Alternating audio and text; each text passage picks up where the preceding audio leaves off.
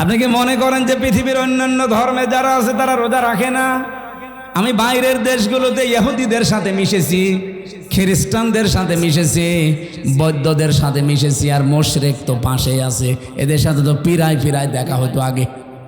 কারণ এই বাংলাদেশের ছাড়া আমার বেশি অনুষ্ঠানগুলো ভারতে হয়েছে। আশপাশে কোনো প্রদেশ আমার বাঁক নেই। এই জন্য আপনাদের চাইতে ওদের সাথে আমার মেলামেশা বেশি আছে। দেখেছি এই বিশ্বের যে কয়টা নাম বলছি প্রত্যেক জাতি কম বেশি রোজা রাখে, কিন্তু তাদের রোজা আমাদের আল্লাহর নির্দেশ এবং রসুলের দেখানো পথে না। খ্রিস্টানরা রোজা রাখে, ওরা ইফতারি করে না। ইহুদিরা রোজা রাখে, ওরা সেহরি করে না। আর হিন্দু যারা কেউ মরে গেল ওরাও রোজা রাখে, উপোস থাকে। ওরা সেহরিও নেই, ইফতারিও নেই। কালকে থেকে 1 মাস না খেয়ে থাকা কি? বলেন কেন? আল্লাহর হুকুম তো আছে, আরো 27টা কায়দা আছে। রব্বুল আলামিন বলেন ওয়াং তাসুমু খায়রুল লাকুম ইন কুনতুম তা'লামুন। যদি তোমরা রোজা রাখো, সিয়াম সাধনা পালন করো, তোমাদের জন্যই ভালো হবে, উপকার হবে যদি তোমরা বোঝো। আয়াতটা নিয়ে চিন্তা ভাবনা করলাম। না খেয়ে থাকার ভেতর আবার উপকার কি? কষ্টই তো।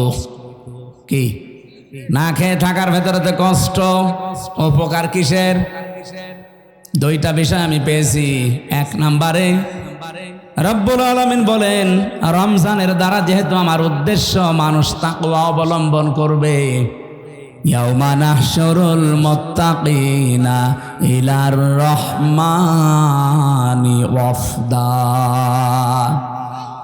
সূরা মারইয়ামের 85 নম্বর আয়াত।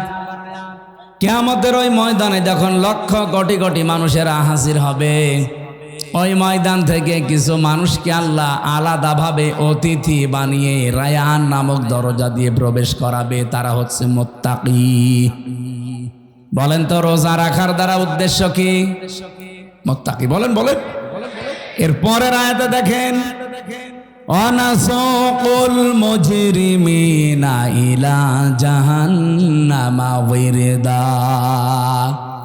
রব্বুল আলামিন বলেন যারা পাপিষ্ট এদেরকে আমি আল্লাহ তৃষ্ণার্থ, ওয়িরদা মানে তৃষ্ণার্থ, ক্ষুধার্ত অবস্থায় ধাক্কা দিতে দিতে জাহান্নামের দিকে নিয়ে যাব।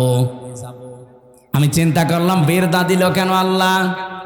এমনিতেই ধাক্কা দেন, আমি জাহান্নামে পড়ে যাই, আবার আমাকে দুর্বল করবেন, তৃষ্ণার্ত করবেন, ক্ষুধার্ত অবস্থায় নিয়ে যাবেন কেন?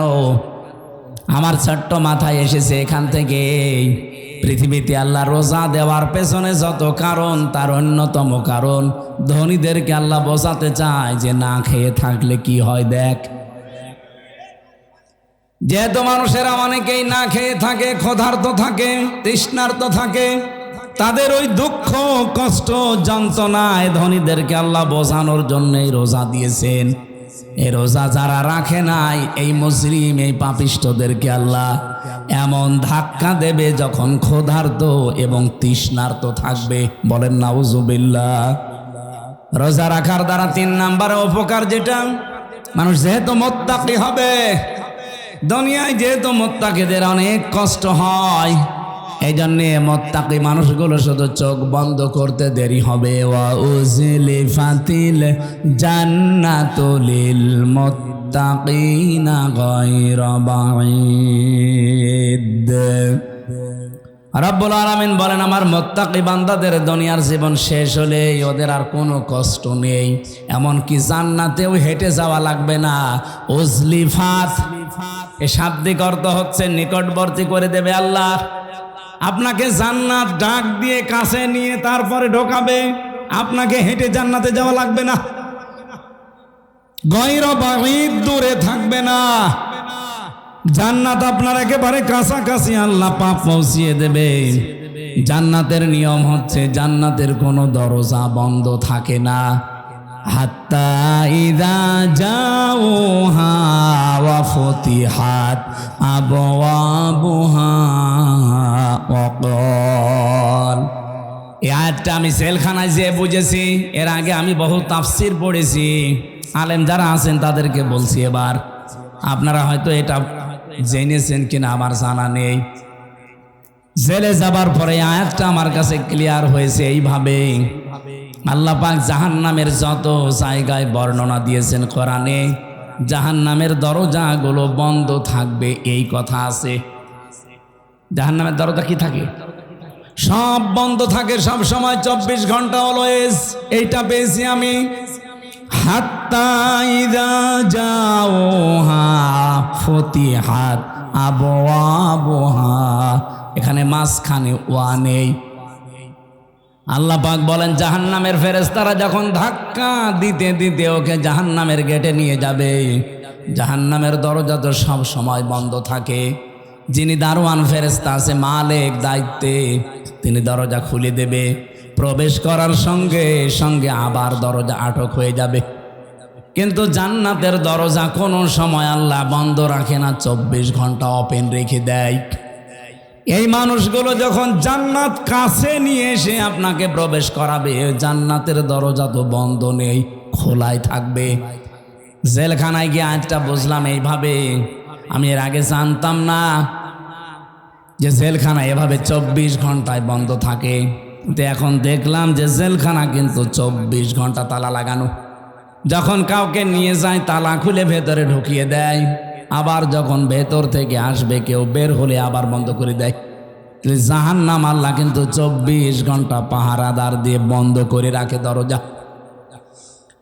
জান্নাতি মুত্তাকি বান্দাদের যে বর্ণনা বলছিলাম, এদের যেন কষ্ট না হয় এজন্য জান্নাত কোনো দূরে থাকবে না, একেবারে কাছাকাছি নিয়ে এসে দেবে আল্লাহ।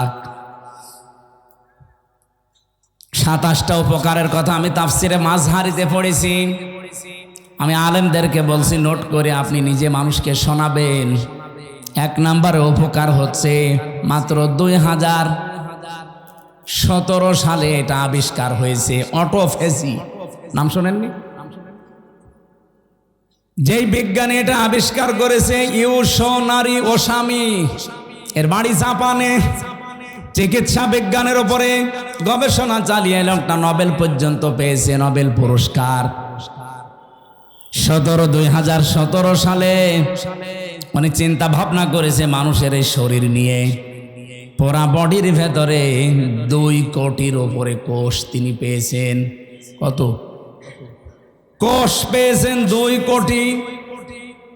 কিন্তু এই 11-12 মাসে একাধারে মানুষ যখন খাবার খেতেই থাকে, তখন ওই পাশাপাশি কিছু কোষ তৈরি হয়। ওই কোষগুলো শরীরের এই 3.5 হাত বডিতে 2টা ক্ষতি করে। 1 নম্বরে আপনার শরীরে হয় ক্যান্সার হবে, নাই টিউমার হবে। বিজ্ঞান এখন 5.5 কেজি রক্ত পেয়েছে আমাদের শরীরে। এই 5.5 কেজি রক্তের ভেতরে 5 প্রকার ক্যান্সার হয়, আর টিউমার হয় 3 জাতের। হয়তো কোনোটা ফুলে ওঠে, কোনোটা ভেতরে থাকে, কোনোটা ফলেও না ভেতরেও থাকে না, রক্তের সাথে আস্তে আস্তে মিশে যায়। এই যে কোষ যেগুলো বৃদ্ধি হয়েছে 11-12 মাস ধরে, এইগুলোর কারণে এই সমস্যাটা তৈরি হয়। চিন্তা করলেন কিভাবে এই কোষ থেকে মানুষকে মুক্ত করা যায়। তিনি 13 বছর একাধারে গবেষণা করেছিলেন। সর্বশেষ তার গবেষণা এটা এসেছে যে 12 মাসের যদি একটা মাস কেউ দিনের বেলা না খেয়ে থাকতে পারে, 29 কি 30 দিন একাধারে, তাহলে আসল আল্লাহ যে কোষ দিয়েছিলেন 2 কোটি, বাকি যে কোষগুলো বৃদ্ধি হয়েছে ওই কোষ যখন কিছু খেতে না পায় তখন ওই পাশেরটা খাওয়া আরম্ভ করে। আল্লাহর দেওয়া কোষগুলো, এই অটোমেটিক তৈরি হওয়া কোষগুলোকে খেতে খেতে 30 দিনে পোড়াটা সাবাড় করে ফেলে। 30 দিন যদি একাধারে খেতে থাকে ওর শরীরে অতিরিক্ত আর একটা কোষও বাকি থাকে না। তার মানে কোষ যখন অতিরিক্ত নেই, আপনি ক্যান্সার থেকে বেঁচে গেলেন, আপনি টিউমার থেকে বেঁচে গেলেন। চিন্তা করছি এই তথ্যটা পৃথিবীর কোনো ধর্মে আছে কিনা দেখি। 4,500 ধর্মীয় গ্রন্থ দুনিয়ায় আছে এখন। উনি সবগুলো একটা একটা করে মিলিয়ে না, কোনো গ্রন্থে এই তথ্য নেই। সর্বশেষ মুসলমানদের ধর্মীয় গ্রন্থ কোরআন, এইটা তিনি পেয়েছেন। পাবার পরে দেখেন যে এখানে আছে 30 দিন আল্লাহর বান্দারা 1 বছরে না খেয়ে থাকবে। এই তো পেয়েছি আমি যা মনে করেছিলাম। 13টা বছর আমি গবেষণা করে যা পেয়েছি, মুসলমানদের ধর্মীয় কিতাবে এটা অনেক আগেই দেওয়া আছে।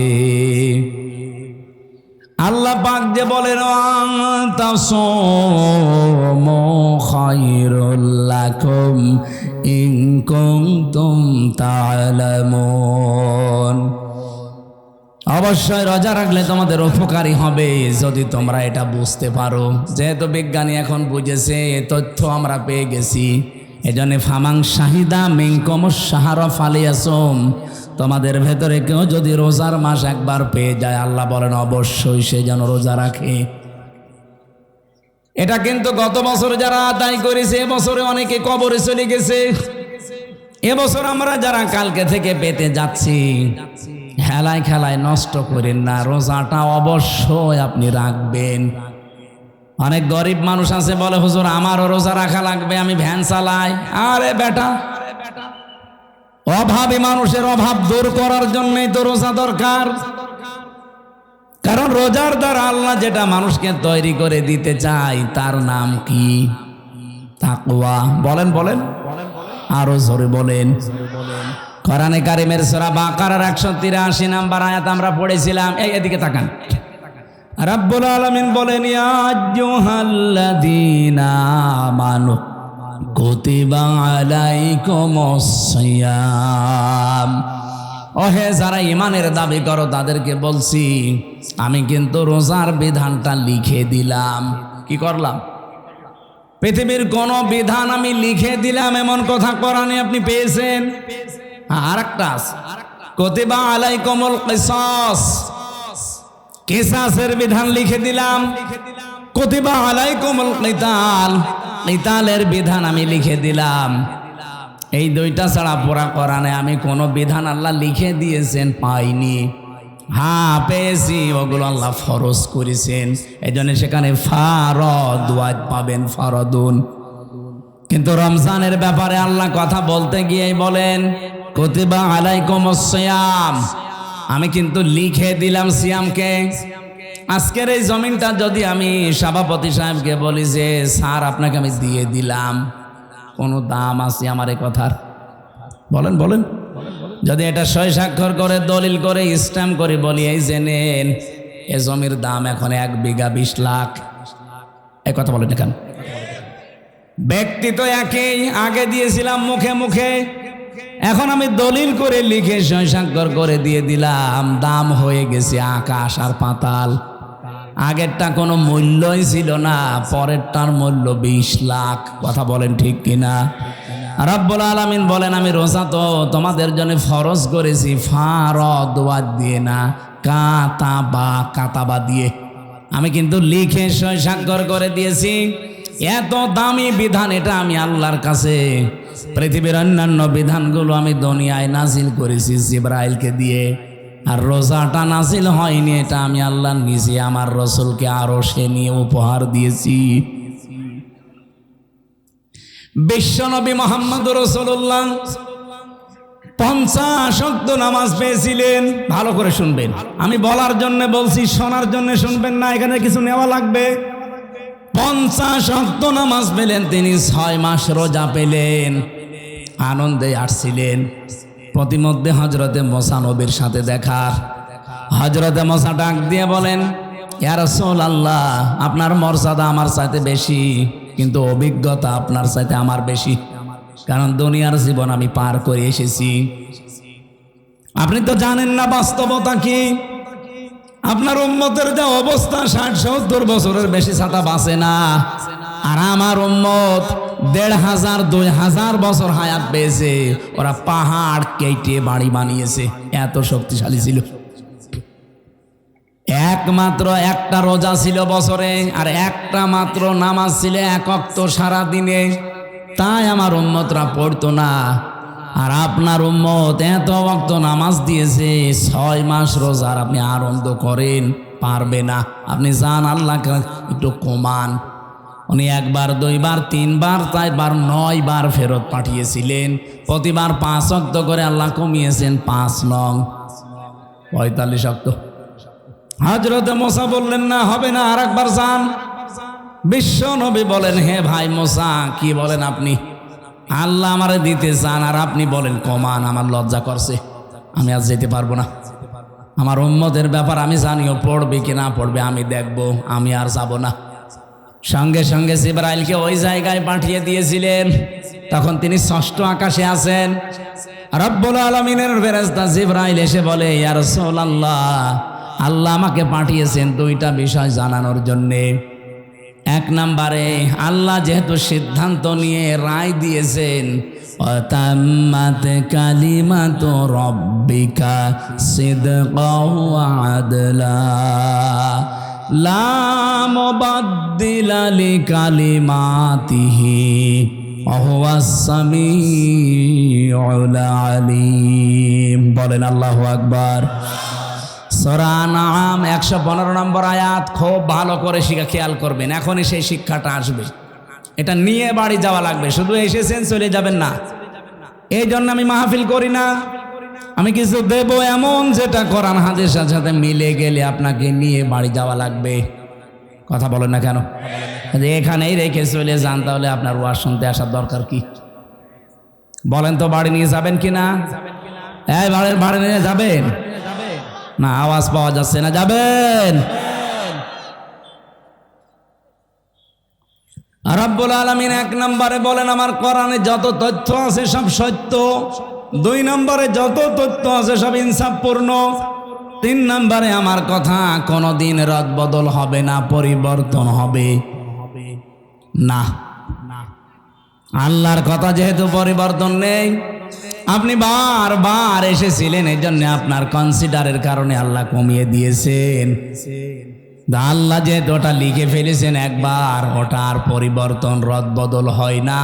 আপনার উম্মতদেরকে বলে দেবেন, যদি তারা 5 ওয়াক্ত নামাজও সঠিকভাবে শিক্ষা নিয়ে পড়তে পারে, আর 1 মাস রোজা যদি হক আদায় করতে পারে, আল্লাহ পাক তাদেরকে 6 মাস রোজা রাখা 50 ওয়াক্ত নামাজ পড়ার সওয়াব দিয়ে দেবে। সেই উম্মত আমরা, সেই রোজা আমাদের সামনে। বগুড়াবাসী, এখান থেকে 3 নাম্বার যে কায়দাটা, লা মুবাদদিলা লিকালিমাতি, যেটা জিবরাইল আলাদাভাবে শুনিয়েছেন, হে নবী, আপনার শুধু কনসিডারের কারণে আল্লাহ কিন্তু কমিয়েছে, কিন্তু সওয়াব কমাবে না। যদি 5 ওয়াক্ত হক আদায় করে পড়তে পারে, রোজা রাখতে পারে, আমি আল্লাহ ওইটাই রাখবো যেটা আগে দিয়েছিলাম। কারণ আল্লাহর কথায় কোনো পরিবর্তন, জোরে বলা লাগবে, আল্লাহর কথায় কোনো পরিবর্তন। কিন্তু বাংলাদেশের এমন এমন রায় আমরা 15 বছরে দেখলাম, যেটা পরিবর্তন অলরেডি হয়। এক কথা বলছে না কেন? এটিএম আজহারুল ইসলামের রায় দিয়েছিল যারা, শুনলাম নাকি কিয়ামত হয়ে গেলেও পাল্টাবে না, অথচ 3 দিন আগেই পাল্টিয়ে গেছে। এখন কিন্তু মঞ্জুর হয়েছে, উনি রিভিউ করতে পারবে, উনি শুনানি করতে পারবে। তার মানে এতদিন যা রায় ছিল, বোঝা যাচ্ছে এগুলো সব মিথ্যা।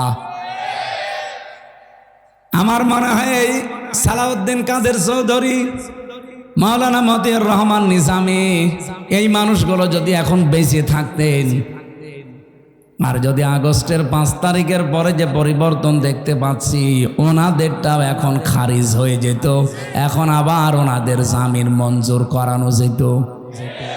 হ্যাঁ, কিছু বদনসিব মানুষ আছে যাদের ভাগ্য খারাপ, এই মানুষগুলো এখন আরম্ভ করেছে এই 25 তারিখের পর থেকে, যে না, ওনার সাজা হয়ে গেছে, ওনার মঞ্জুর করা ঠিক হয়নি। সাজা হয়ে গেলে যদি তার এটা আপিল ডিভিশনে মঞ্জুর করা ঠিক না হয়, তারেক জিয়া সাহেবের 9 বছর সাজা হয়েছিল, তার স্ত্রীর 3 বছর সাজা হয়েছিল। এই কথা বলছে না কেন? খালেদা জিয়ার 6 বছর সাজা হয়েছিল। কেন তাদেরকে সাজা থেকে মুক্ত করে মুক্ত জীবনে তাদেরকে ফিরিয়ে দেওয়া হবে? ওনাদের মামলা ইনাদের মামলা, সাজা তো সবারই এক। আপনি কেন পক্ষপাতিত্ব করেন? এই কথা যদি কেউ বলে, আল্লাহর অভিশাপ তার উপরে, তার বিবেক বুদ্ধি সব মারা গেছে। সালাউদ্দিন কাদের চৌধুরী চট্টগ্রামের, উনি বেঁচে থাকলে এখন মুক্ত জীবনে ফিরে আসতে পারতেন। আমার যতটুকু বাস্তবতায় ধারণা, হাসিনার আমলে 15.5 বছরে যারাই মিথ্যা মামলা, মিথ্যা সাক্ষীর কারণে জীবন নষ্ট হয়েছে, কোনো বিচার লাগবে না, কোনো রায় লাগবে না, সব ছেড়ে দেওয়া লাগবে। কিসের বিচার? ও তো সব বানিয়ে বিচার করেছিল। নয়তো খালেদা জিয়ার নামে যে মামলা দিয়েছে, আপনি বলেন তো, এতিমের টাকা আত্মসাৎ করা মামলা, এই টাকা আরো 6 ডবল বৃদ্ধি হয়েছে, তারও তো আরো নোবেল দেওয়া দরকার, আর তারে আরো 6 বছর জেলে দিয়েছে।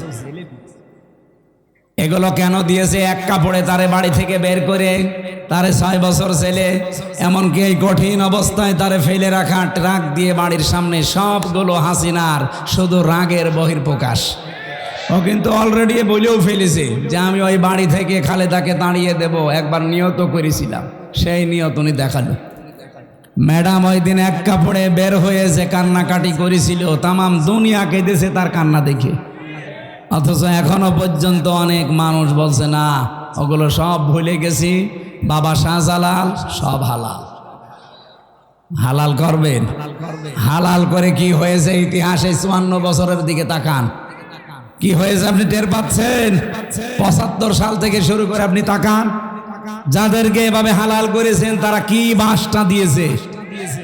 বাস দেওয়ার সময় তো একটু চেঁচে চুলে দেয়, তাও দেয়নি, পুরাটাই দিয়েছে।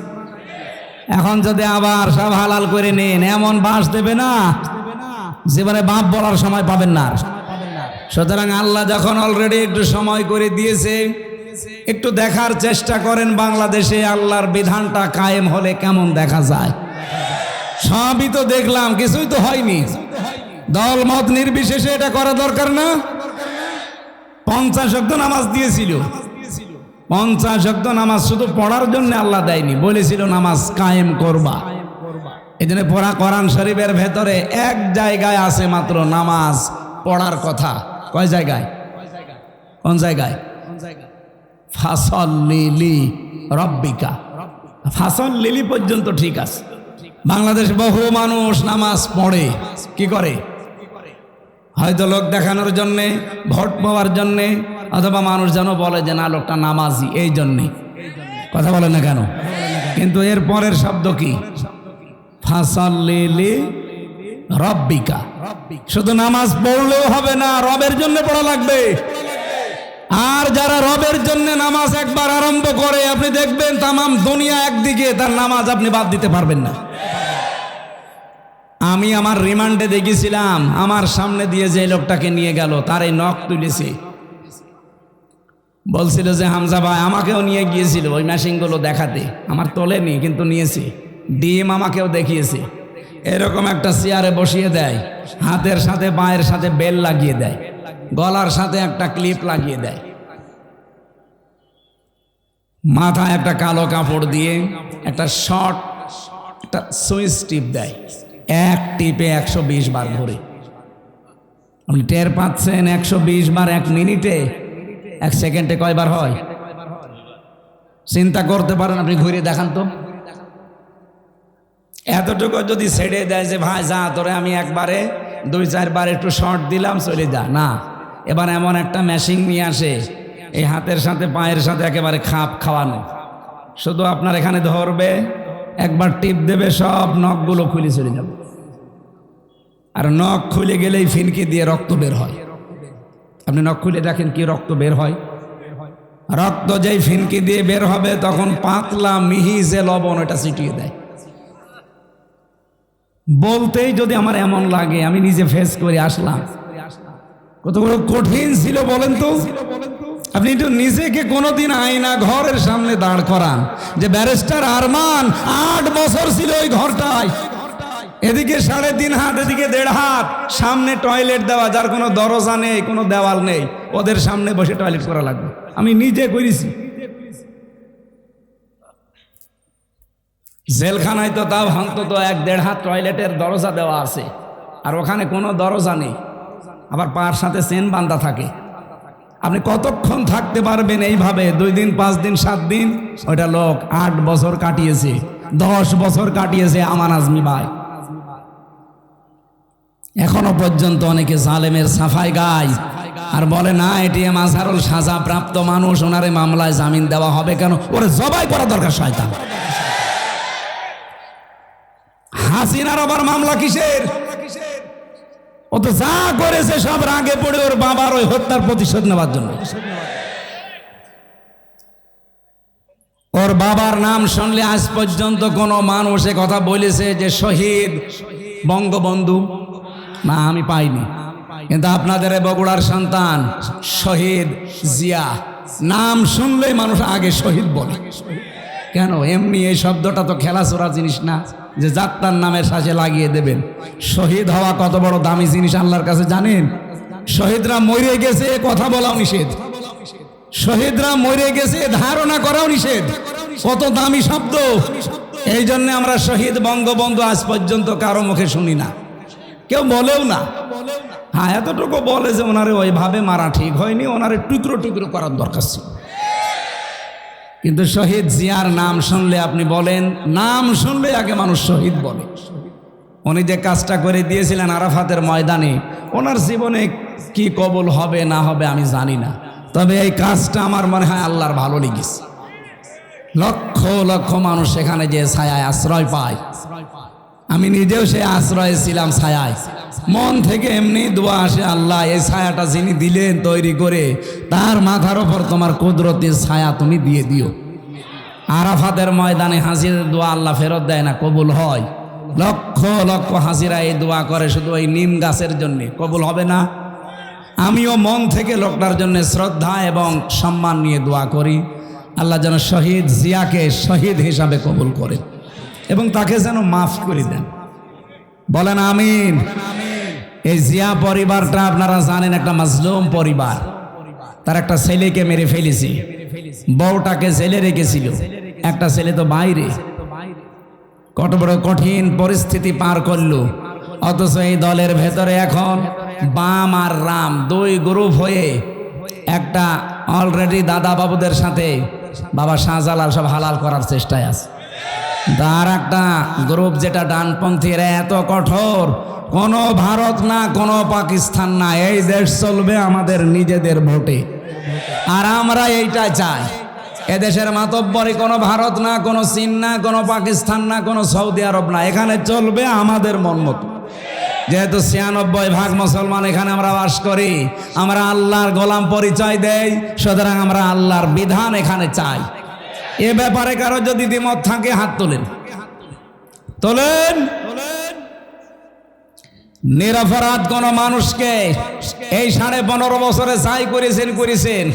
নিরপরাধ কোন মানুষকে আমরা আর নিরপরাধ কোন মানুষকে 1 সেকেন্ডও জেলে রাখতে চাই না। এই জন্য 15.5 বছরে যারা মিথ্যা মামলার আসামি, যারা মিথ্যা সাক্ষীর জন্য জীবনটা শেষ করে দিল, আমরা চাই কোনো বিচার করার দরকার নেই। আইন মন্ত্রণালয়ে যিনি দায়িত্বে আছেন, আপনি ঢাকা ভার্সিটির একজন শ্রদ্ধাভাজন স্যার, আপনার সম্পর্কে অনেক কিছু তথ্য এখন সামনে আসছে। আশা করছি সাপ তুলতে যে কি কেসও খুঁড়তে যে আবার সাপ বেরিয়ে যেন না আসে। এটা আমার সামনে শুধু 10,000 20,000 মানুষ না, এখন 18 কোটি মানুষ আমার সামনে, এটা রেকর্ড হচ্ছে, সারা দুনিয়া চলছে। সবার পক্ষ থেকে আমি আহ্বান জানাচ্ছি আমার ইমানের দাবি থেকে, এটিএম আজহারুল ইসলামকে নিঃস্বার্থে মুক্তি দিয়ে তার কাছে ক্ষমা চাওয়া হোক। এই কথা বলেন না কেন? এই বৈধ দাবিতে আপনারা নেই? কারা আছেন দেখি তো ভাই, লিল্লাহে তাকবীর। দেখেন তো হাত তোলেনি কে? আলহামদুলিল্লাহ।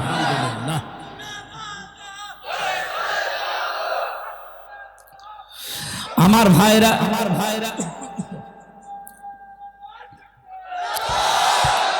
আমি কিছু লাগবে না, আমি কথা তুলেছিলাম লা মুবাদ্দিলা লিকালিমাতিহি, আল্লাহর কালামের কোনো পরিবর্তন নেই। বাংলাদেশের কালামগুলো যে পরিবর্তন এখন হয়ে গেল, এটার দ্বারা আজ আন্তর্জাতিক যে বিচার ব্যবস্থা আছে কি কি পরিগণিত হচ্ছে এই দেশটা আপনি বলেন। সারা বিশ্ব থেকে দেখেন ধিক্কার আসবে যে এই যে বানানো বিচার ব্যবস্থা ট্রাইব্যুনাল সবগুলো একজনের আদেশে চলেছে, আর ওনাকে আদেশ দিয়েছে ওনার দাদারা। কথা বলেন না কেন?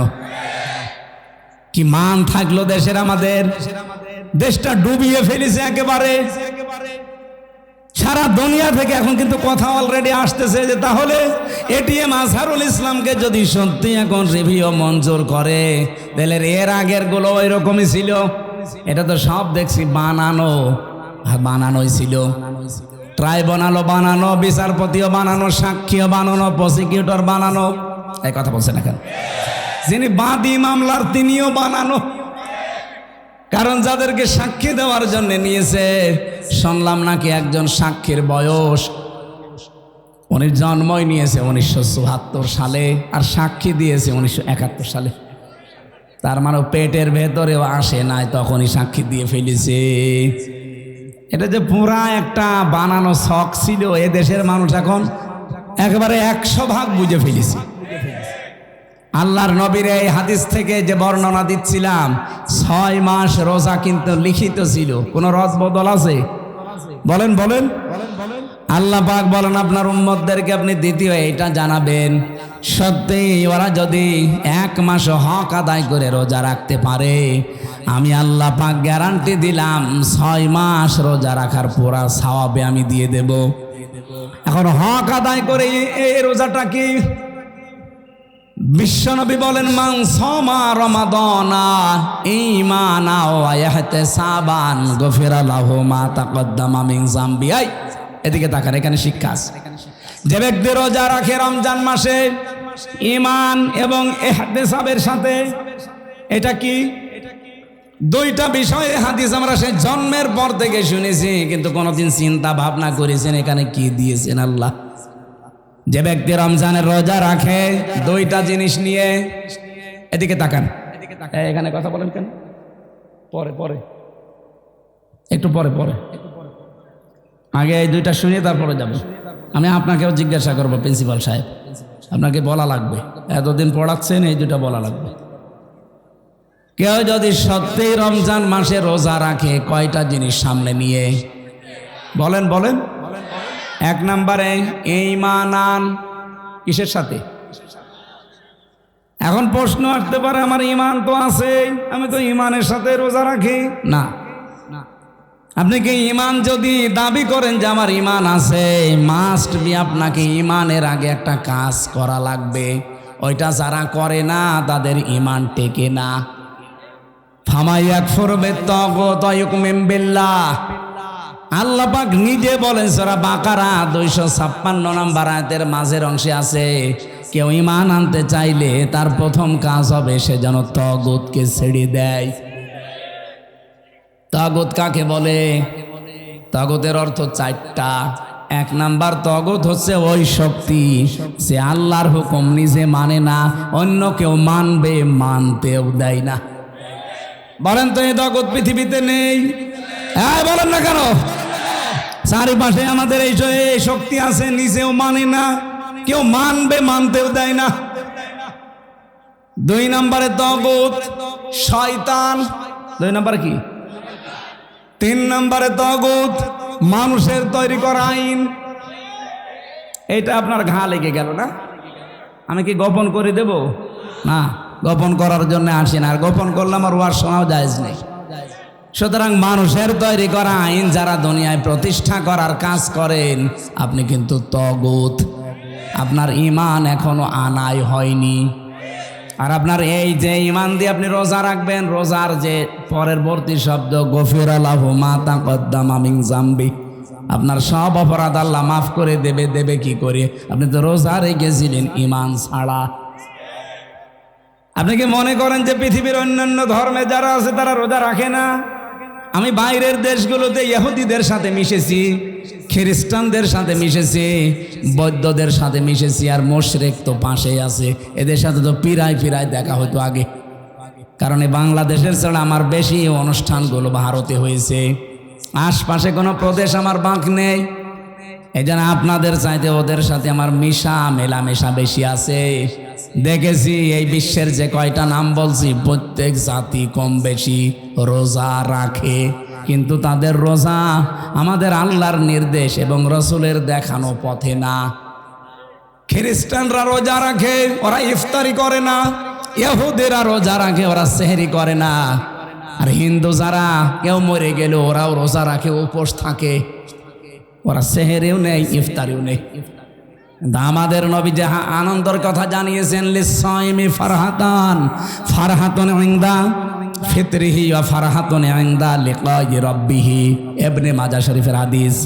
নবীজি বলেন প্রতিটি রোজাদারের জন্য দুইটা আনন্দের জায়গা আছে।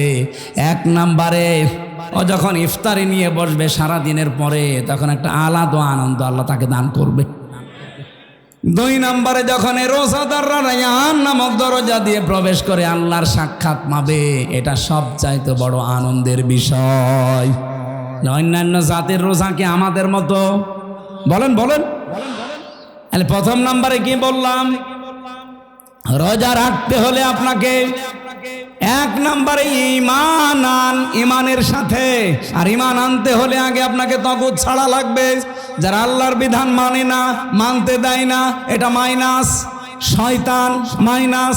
এখন যদি বলেন শয়তান পাবো কোথায়? আছে, শয়তান নেই? যারা অহংকার করে তারা শয়তান, যারা অপচয় করে তারা শয়তান, যারা যৌনতা ছড়ায় তারা শয়তান। এরকম সৃষ্টিতে নেই।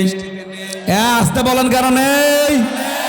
শয়তান খোঁজা লাগে। শয়তান তো তারা যারা অহংকার করে, শয়তান তারা যারা অপচয় করে, শয়তান তারা যারা নিজেদেরকে যৌন অঙ্গ যেগুলো গোপন রাখা দরকার এগুলো মানুষকে দেখায়।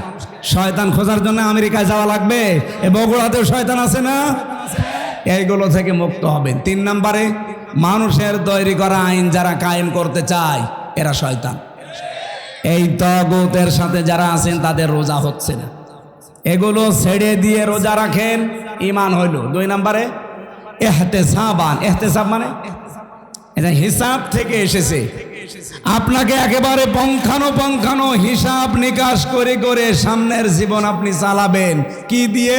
অল ফুরকান। কোরআনের 55টা নাম আছে, তার একটা নাম হচ্ছে ফুরকান।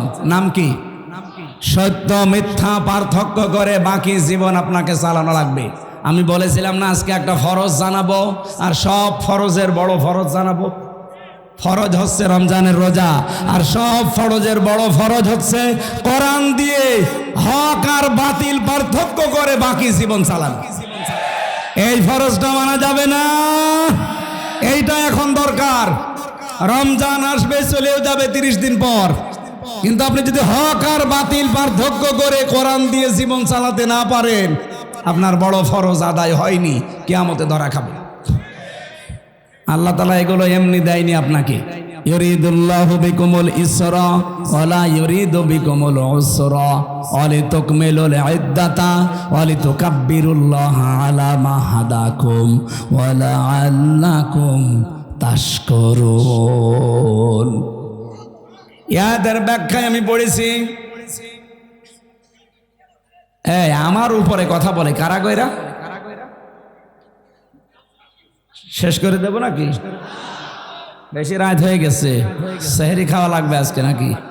সেহরি কালকে ইনশাল্লাহ, কালকে। আর একটু কথা বলবো না, শেষ করে দেব। রোজা রাখাই লাগবে, মাস্ট বি। আর হক আর বাতিল পার্থক্য করে কোরআন দিয়ে সামনের জীবন চালানোই লাগবে। তাছাড়া রোজার কোনো উপকার আপনি পাবেন? বলেন। রোজাদারের জন্য অন্যতম উপকার হচ্ছে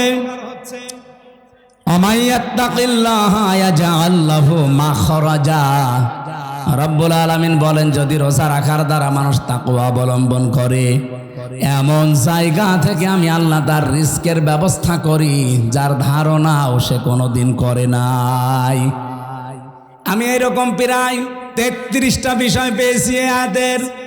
যারা রোজা রাখার দ্বারা তাকওয়া অবলম্বন করবে তাদের তো 27টা উপকার হবে দুনিয়া আখেরাত মিলে। আর 33টার ভেতরে 1 নম্বরে হচ্ছে এমন জায়গা থেকে আল্লাহ তাকে বিপদে পড়লে সাহায্য পাঠাবে, ওর ধারণাও ছিল না যে এই জায়গা থেকে সাহায্য আসতে পারে। 1 নম্বরে পেয়েছি হযরত ইউসুফ আলাইহিস সালামের নাম। এটা সূরা ইউসুফে 12 নম্বর পারা 17 নম্বর পৃষ্ঠার 1 নম্বর লাইনের 23 নম্বর আয়াতে পাবেন। ওয়ারাওয়াদাতুহু আল্লাতী হুয়া ফি বাইতিহা আন নাফসিহি ওয়া গাল্লাকাতিল আবওয়াবা ওয়া ক্বালাত হাইতা লাক। রব্বুল আলামিন বলেন যে মহিলার ঘরে হযরত ইউসুফ ছিলেন, ও কিন্তু তাকে ফাঁসলিয়ে নিয়ে গেছে 7 তলা বিল্ডিং এর উপরে, 7টা দরজায় তালা লাগিয়েছে, নিজের কাপড় চোপড় সবগুলো খুলেছে আর ডাক দিয়েছে ওয়াকালাত হাই তালাক, আমার দিকে আসো। হযরত ইউসুফ প্রথমে তিনি বললেন ক্বালা মাআযাল্লাহ ইন্নাহু রাব্বি আহসানা মাসওয়ায়া ইন্নাহু লা ইউফলিহুজ জালিমুন। আল্লাহর সাহায্য চাই, আমার রব, এখানে রব বলতে আমার যিনি দায়িত্বে আছেন, আপনার স্বামী আজিজে মিসর, এই লোকটা আমার দায়িত্বশীল, তার আমানত আপনি, আমি আপনার খেয়ানত করতে পারি না। ইন্নাহু লা ইউফলিহুজ জালিমুন, এই খেয়াল করেন, ইউফলিহু এটা মজারে, বর্তমান ভবিষ্যৎ, প্রেজেন্ট ফিউচার। ইউসুফ নবী ওখানে যেই মহিলাকে উদ্দেশ্য করে কথা বলছিলেন, ওখানে মহিলা কয়জন ছিল আরো জোরে বলেন? তাহলে একজন দিলে জালেম দিতে পারতেন, জালিমুন দিলেন কেন? হযরত ইউসুফ যদিও জুলাইখাকে উদ্দেশ্য করে কথাটা বলতে চেয়েছেন, কিন্তু কিয়ামত পর্যন্ত হাজারো জুলাইখার বোন আসবে। কথা বলেন না কেন? হযরত ইউসুফ আল্লাহকে জানাতে চেয়েছিলেন এবং ওই মহিলাকে শোনাতে চেয়েছিলেন, কোনদিন কোন জালেম সফল হচ্ছে না, হবে না। ওই আয়াতটা কোরআনে এখনো আছে না নেই? আরো জোরে বলেন আছে না নেই? সুতরাং যারা জালেম হবেন, চর্মচোখে মনে হবে হ্যাঁ অনেক কিছু পাচ্ছি, অনেক উন্নতি হচ্ছে, যদি জুলুম আপনার ভেতরে পাওয়া যায়, আল্লাহর কসম কোনদিন আপনি সফল হতে পারবেন না। যে জায়গার ইচ্ছা করেছিলেন ওখানে যাওয়ার আগে আপনার পতন হবে। পৃথিবীর কোন জালেম সফল হয়নি এর আগে, কোনদিন আর হবে? যদি হয় তাহলে আয়াত মিথ্যা হয়ে যাবে, আল্লাহ তার কোরআন মিথ্যা করবে। এজন্য কোন জালেমকে আল্লাহ সফল হতে দেয় না। আর জালেমের বিরুদ্ধে আল্লাহ নিজে কিয়ামতে মামলা দায়ের করবে। বাংলাদেশে 1628 জন মানুষ দায়িত্বে ছিল, এখনো 100 জনের প্রায় 90 জন ওই রকম মানুষই আছে, যারা এই 3টা নাম নির্বাচন করেছে, ডিসি, এসপি, টিওনো।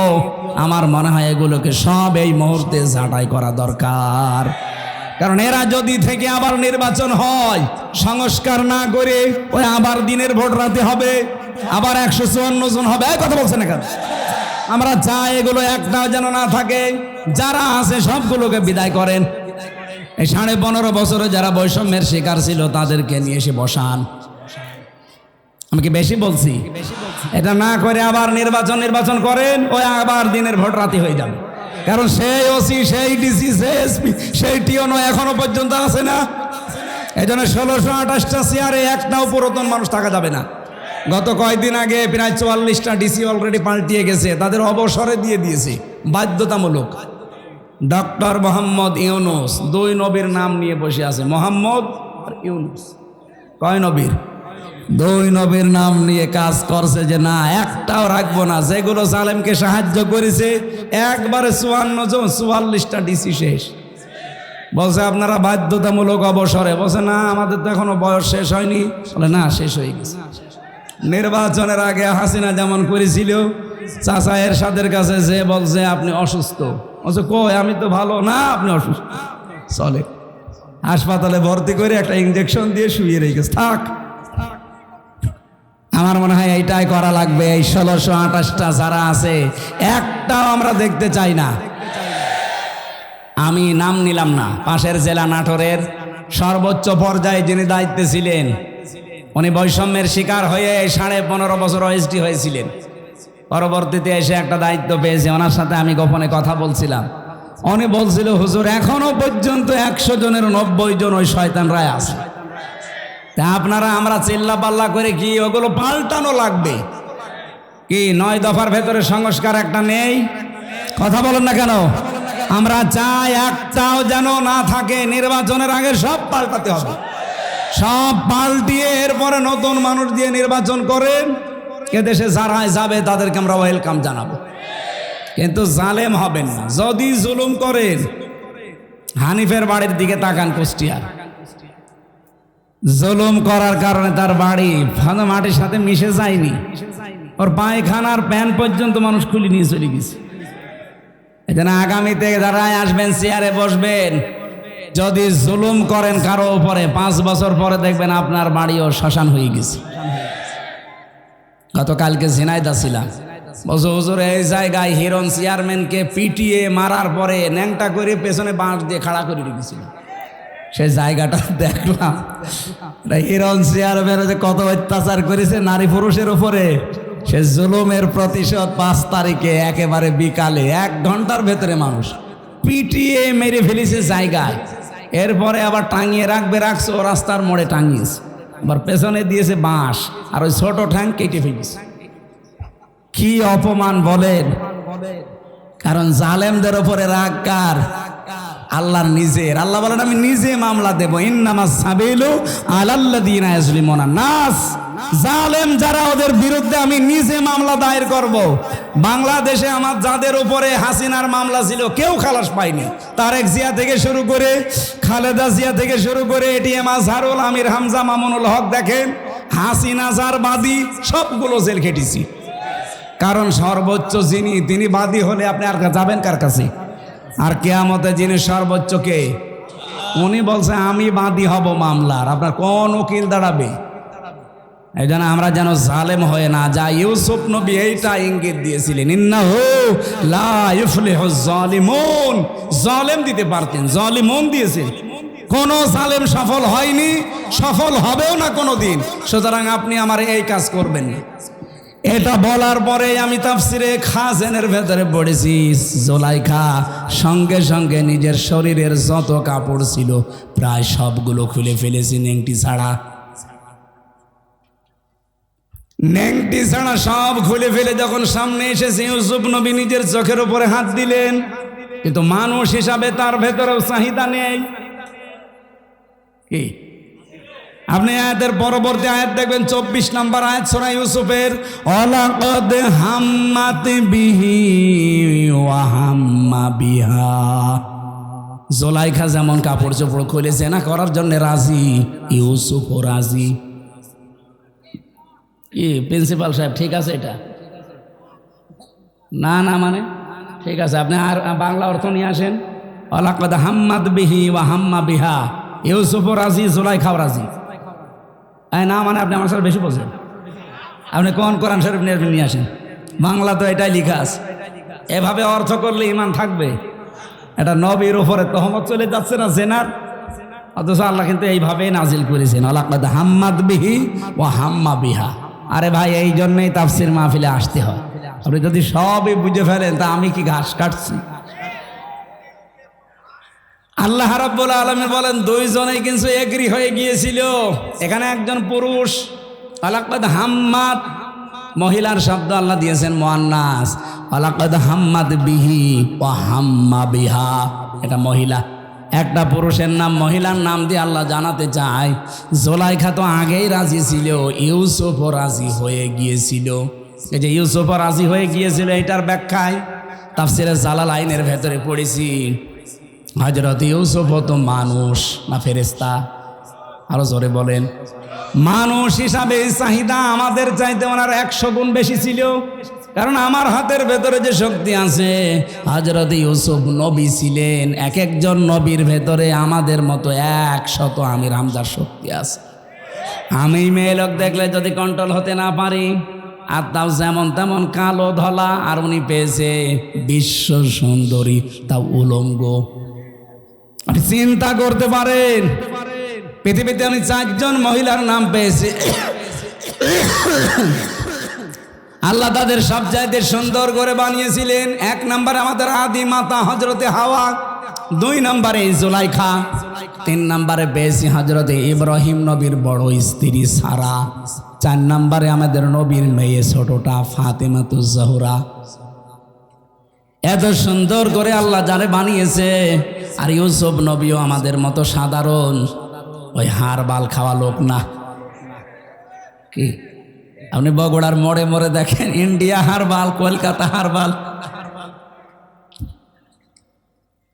ওনার ভেতরে 100 আমির হামজার যৌবন ছিল। চিন্তা করা যায় কত কঠিন পরিস্থিতি পার করছেন। এই জন্য আল্লাহ বলেন হাম্মাত বিহি ওয়া হাম্মা বিহা। জুলাইখা যেমন রাজি আগে থেকে ইউসুফের রাজি হয়ে গিয়েছিল। লাউলা আর বরহানা রব্বি, যদি তার রব তাকে কিছু দলিল আর প্রমাণ না দেখাতেন। এই যে আমি তাফসির থেকে নোট করেছি, আল্লাহ পাক বলেন তাকে যদি কিছু দলিল প্রমাণ আমি না দেখাতাম সেও কিন্তু রাজি হয়ে গিয়েছিল। কি দলিল দেখিয়েছিলেন? এখানে 3টা জিনিসের নাম আছে জালালাইনে। 1 নম্বরে উনি দলিল দেখলেন ওই ঘরের ভেতরে হযরতে জিবরাইল হাজির হয়ে গেছে। কেন হাজির হয়েছিলেন? 1 নাম্বার কারণ হচ্ছে এত কিছু সামনে পাওয়ার পরেও হযরত ইউসুফ এগিয়ে যাননি, উনি খালি পিছাচ্ছিলেন। আর জুলাইখা এগিয়ে যাচ্ছিল। এই যে পিছিয়েছিলেন এতটুকু আল্লাহর ভালো লেগেছে। রব্বুল আলামিন এই জন্যেই তার কাছে পাঠিয়েছে প্রথম একটা চিঠি। হযরতে জিবরাইল মেলে ধরেছিল, আমি তোমার মালিক বলছি তুমি কিন্তু জিনা করতে পারো না। 2 নম্বরের দলিল হযরত ইয়াকুব আলাইহিস সালাম, যেন মনে হচ্ছে সরাসরি ঘরের ভেতরে দাঁড়িয়ে বলছে, ইউসুফ আমি তোমার বাবা বলছি তুমি কিন্তু জিনা করতে পারো না। 3 নম্বরে আকস্মিকভাবে ঘরের ভেতরে একটা অন্ধকার পরিস্থিতি তৈরি হয়ে গিয়েছিল। এই 3টা দলিল দেখার পরে হযরত ইউসুফ মনের ভেতরে যে আশাটা ছিল ওই আশার উপরে ভর করে তিনি কিন্তু জানতেন না যে সবগুলো দরজায় তো তালা মারা, কোনো জায়গায় লাভ নেই। আর মেয়েটাও বলে দিয়েছে সামনে যে কোনো লাভ হবে না, সব আমার কাছে তালা লাগানো, চাবি এই যে চাবি নিজের কাছে দিয়েছে। হযরত ইউসুফ শুধু মনের ওপরে জোর দিয়ে আল্লাহর ওপরে ভরসা করে তিনি যখন দৌড় দিয়েছেন, দরজার কাছে যাবার পরে খাজেনে পাবেন, খাজেন তাফসির, দরজা প্রথম যেটা ওর কাছে যাবার পরে দেখে না দরজা খোলে না। মনে মনে সিদ্ধান্ত নিলেন, আল্লাহ আমি তো তোমার ওপরে ভরসা করে মনের ওপরে জোর দিয়ে এ পর্যন্ত দৌড়িয়ে এসেছিলাম, কমপক্ষে এই বাস থেকে বাস পর্যন্ত, এই ঘরের কোণা থেকে এ পর্যন্ত দরজায় আমি আসলাম, কিন্তু দরজা তো যে অবস্থা, এ তো নিজে মানুষের ভাঙা সম্ভব না, তালা লাগানো। ইউসুফ নবী এই কয়েক সেকেন্ডের ভেতরে ভাবছিলেন ওরে মহিলাও দৌড় দিয়েছে। প্রথম নাম্বারে যখন 1 পা 2 পা করে জুলাইখা এগিয়ে আসে, ইউসুফ নবী তো চোখ বন্ধ করেছিলেন, হঠাৎ চোখ খুলে দেখে দরজা খুলে গেছে। রব্বুল আলামিন বলেন, ওমাইয়াত্তাকিল্লাহা ইয়ারযুকহু মিন হাইসু লা ইয়াহতাসিব ওয়া মান ইয়াতাওয়াক্কাল আলাল্লাহি ফাহুয়া হাসবুহু ইলা আখির আয়া। সূরা তালাকের 2 এবং 3 নম্বর আয়াতে আছে, আল্লাহর প্রতি কেউ যদি তাকওয়া অবলম্বন করতেই পারে অবশ্যই আল্লাহ এমন জায়গা থেকে তার রাস্তা তৈরি করে দেয় তার ধারণাও ছিল না। ইউসুফ নবী কোনো দিন ধারণা করে নাই যে দরজা খুলতে পারে। খুলেছে কে? কিসের কারণে? তাকওয়া। বলেন বলেন। আমরা রমজান আল্লাহ দিল এইটা তৈরি করার জন্যে।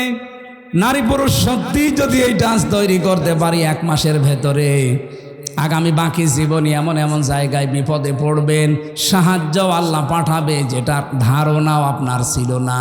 ওই আল্লাহ এখনো নেই। ওই আল্লাহর দিকে তাকিয়ে রমজানের হক আদায় করে রোজা রাখার চেষ্টা চালানো দরকার। আমি শেষ করে দিলাম। বিল্লাহিল আলিয়্যিল আযীম। রব্বানা আতিনা ফিদ দুনিয়া হাসানাহ ওয়া ফিল আখিরাতি হাসানাহ ওয়া কিনা আযাবান নার। 30,000 টাকা দান করতে সবাই বলে আল্লাহুম্মা আমিন। লা ইলাহা ইল্লা আনতা সুবহানাকা ইন্নী কুনতু মিনাজ জালিমিন। একটু বসে মোনাজাত করেন, যারা দাঁড়িয়ে আছেন জায়গা ফেলে বসে মোনাজাত করেন। রব্বানা আতিনা ফিদ দুনিয়া হাসানা ওয়া ফিল আখিরাতি হাসানা ওয়া কিনা আযাবান নার। আল্লাহ তাআলা পবিত্র বরকতময় একটা রাত, সামনে আমাদের একটা মাস ছায়া ফেলতে যাচ্ছে। রমজানুল মোবারক একেবারে মাথার উপরে এসে দাঁড়িয়েছে। রমজানের হক আদায় করে রোজাগুলো আদায় করার সুযোগ আমাদেরকে দান করো আল্লাহ রাব্বুল আলামিন। সারাটা জীবন অপরাধ করে জীবনটা নষ্ট করে ফেলেছি। হাত ওঠায় কথা বলবো ভয় করে, লজ্জা করে। আমাদের অপরাধের দিকে তাকিও না। তুমি যে রমজান দান করলে, রমজান মানে পুড়িয়ে ফেলা, নিঃশেষ করে দেওয়া। রমজানে আমাদের অপরাধগুলো সব তুমি পুড়িয়ে ছারখার করে দিও আল্লাহ। নবীজি জানিয়েছেন একটি মাস রোজা রাখার পরে মানুষ যখন ঈদের নামাজ পড়ে বাড়িতে যায়, মনে হয় যেন তার মা এই মাত্র তাকে প্রসব করেছে। ওরকম নিষ্পাপ হয়ে এই একটা মাস রোজা রাখার পরে আমাদেরকে তুমি বানিয়ে দিও আল্লাহ। বিশাল আয়োজনে তোমার জওয়ান দ্বারা শ্রম দিয়েছে 3টা দিন। বিশেষ করে কামিল মাদ্রাসা ডোমনপুকুর বগুড়া শাহজাহানপুরের যত মানুষের সাথে জড়িত আছে, তোমার রহমত তার দিকে এগিয়ে দাও। মাহফিলের সম্মানিত সভাপতি, হাজার হাজার ছাত্রের ওস্তাদ অধ্যক্ষ শাহাবুদ্দিন স্যার কবুল করো, তার মা বাবাকে মাফ করে দাও। আমাদের প্রধান অতিথি বড় ভাই জনাব মোরশেদ মিল্টন, তার মা বাবাকে তুমি ক্ষমা করে দাও। তার জীবনটা তুমি কোরআনের রঙে রাঙিয়ে দাও। বগুড়ায় আসলেই একজনের কথা মনে পড়ে, শহীদ জিয়াউর রহমানকে তুমি কবরে মাফ করে দাও। তার স্ত্রীর সুস্থতা কামনা করছি আল্লাহ, সুস্থ হয়ে আবার দেশের মানুষ দেশে ফিরিয়ে দাও। তার সন্তানটা অনেকদিন পরবাসী, আল্লাহ তুমি তারেক জিয়া সাহেবকে আবার দেশে ফিরিয়ে দাও। এ জেলার মাটির নিচে যত মানুষ ঘুমিয়ে আছে ইমান নিয়ে, রব্বুল আলামিন কোরআনের ইজ্জতে মাফ করে দাও। 2024-এর 5ই আগস্টের আগ পর্যন্ত যারা দেশ এবং দেশের জন্য, মানবতার জন্য, ইসলামের জন্য জীবন দিয়ে গেল আল্লাহ, মানুষের অধিকার রক্ষায় যারা সচেষ্ট ছিল এদেরকে শাহাদতের মরণ দিয়ে ধন্য করো। আমি সহ যারা অসুস্থ আছি, 3টা বছর জালেমের জেলখানায়, আর এমন কোনো টর্চার নেই যা আমার শরীরের উপরে করে নাই। অসুস্থ হয়ে পড়েছি আল্লাহ, মেহেরবানি করে সুস্থতা দিয়ে বাকি রোজাগুলো আদায় করার সুযোগ দাও। মা বোনেরা পর্দা আড়ালে বসে আছে, এদেরকে খাদিজার মতো, আয়েশার মতো বানিয়ে দাও। এই মাহফিলের যত প্রয়োজন আছে এই মাদ্রাসার আল্লাহ তুমি নিজে পূরণ করে দাও। আমার মোরশেদ ভাই শাহাবুদ্দিন স্যার সহ যারা বেশি বেশি করে তোমার নবীর এই ঘরে দান করলো, তাদের দানগুলো কবুল করো। যে যেইভাবে সহযোগিতার হাত বাড়িয়েছে একটাও ফেরত দিও না, মঞ্জুর করো আল্লাহ। রাজনৈতিকভাবে যে যেই দল করে, যে দলের নেতা কর্মীরা এসেছি আমরা, সবাইকে কোরআনের ছায়া তলে এনে দাও। কখন কার কাছে আজরাইল এসে যায় জানি না। এ মাদ্রাসার প্রিন্সিপাল মাওলানা আব্দুল সালাম যুক্তিবাদী সহ নাম না জানা যত আলেম আমার হাত তুলেছে, আলেমদেরকে আলেম হিসাবে কবুল করে নাও। সম্মানিত বাংলাদেশের জেলা বগুড়ার জেলা আমির অধ্যক্ষ আব্দুল হক সরকারকে কবুল করে নাও। রব্বুল আলামিন, আমার বাবার বয়সী আমার যুবক বান্দা বান্দি ভাই বোনেরা যারা এসেছে, কোরআনের ইজ্জতে কাউকে মাহরুম করো না, তোমার দরবারে কবুল করে নিও। শেষ কথা যেন জীবনে এইটা বলতে পারি, লা ইলাহা ইল্লাল্লাহু মুহাম্মাদুর রাসূলুল্লাহ। আসসালামু আলাইকুম।